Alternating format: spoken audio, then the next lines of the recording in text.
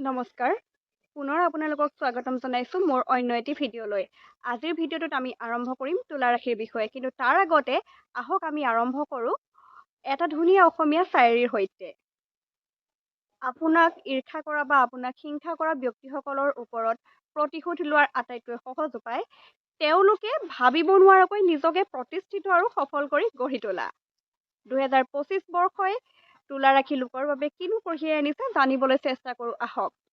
যিহেতু বহু দিনৰ মূৰত এইবাৰ তুলা ৰাশিৰ পৰা শনিৰ ঢাইয়া আঁতৰি যাব, গতিকে বিগত বৰ্ষকেইটাত তুলা ৰাশিৰ জাতক জাতিকাই যি মানসিক কষ্ট, যন্ত্ৰণা, হতাশা, অনিদ্ৰা, নিৰাশা আৰু বিচ্ছেদত ভুগি আহিছিলে সেই সকলোখিনি এইবাৰ দূৰ হ'ব। আপোনালোকৰ বাবে শনি ঢাইয়া মুকলি হৈ পেলাই দি শনিয়ে আপোনালোকক পূৰ্ণাংগ কৰ্মফল প্ৰাপ্তিৰ সুযোগ দিব।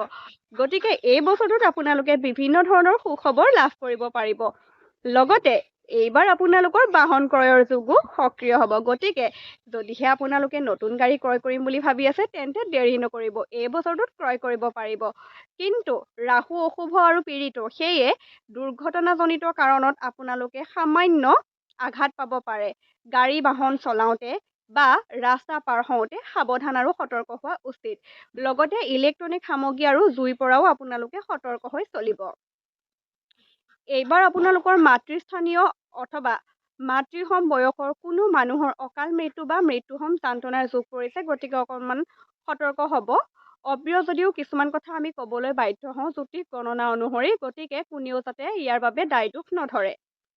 ইয়াৰ পিছতে আহিছোঁ আমি স্বাস্থ্যলৈ। এইবাৰ আপোনালোকৰ স্বাস্থ্য ভালেই যাব, অৱশ্যে মাথা বিষ আৰু জ্বৰ, পানী লগা আদি সমস্যাত ভুগিব পাৰে। লগতে আঁঠু বিষ আৰু কঁকাল বিষত তুলা ৰাশিৰ জাতক জাতিকাই বিশেষ কষ্ট পাব। তাৰপিছত এইবাৰ আৰ্থিক ক্ষেত্ৰত আপোনালোকৰ বাবে অত্যন্ত শুভ হয়। নতুন কামত আপোনালোকে সফলতা প্ৰাপ্তি হ'ব। লগতে নতুন কাম, ব্যৱসায় বাণিজ্য আদি সফলভাৱে ৰূপায়ণ কৰিব পাৰিব। যদিহে আপোনালোকে আগতে কাৰোবাক ধাৰে দিছিল বা কিবা পইচা ফচি আছিল, এইবাৰ সেয়া পইচাও আপোনালোকে পাবলৈ সক্ষম হ'ব। সন্তানৰ ক্ষেত্ৰত যিসকলে আশা কৰি আছে তেওঁলোকে এইবাৰ সন্তান লাভ কৰাৰ পূৰ্ণ সুযোগ পাব। গতিকে দেৰি নকৰি আপোনালোকে বেবী প্লেনিং আৰম্ভ কৰিব পাৰে। যিসকল জাতক জাতিকাই বিয়াৰ বাবে পৰম আকাংক্ষাৰে ৰৈ আছে তেওঁলোকৰ বাবে লৈ আহিছে শুক্ৰদেৱে সুখবৰ। অনাকাংক্ষিতভাৱে বা অপ্ৰত্যাশিতভাৱে বিয়াৰ খবৰ আহিব পাৰে।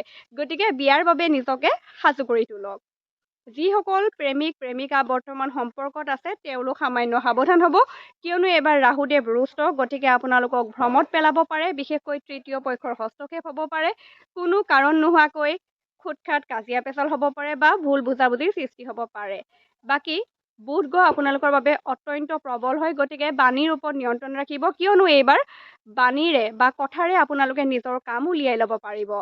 এই বছৰটোত আপোনালোকৰ সকলোবিলাক শুভ আৰু ভাল কৰি তুলিবলৈ আপোনালোকে বিশেষকৈ হনুমান মন্দিৰ দৰ্শন কৰিব পাৰে, ঘৰত তুলসী পুলি ৰোপণ কৰিব পাৰে, কোনো ধাৰ্মিক অনুষ্ঠানত বেল পুলি ৰোপণ কৰিব পাৰে। লগতে আহঁত গছত 7 বাৰকৈ প্ৰদক্ষিণ কৰি জল অৰ্পণ কৰিলেও আপোনালোকৰ বছৰটো খুবেই সুন্দৰ আৰু সুখময় হৈ পৰিব।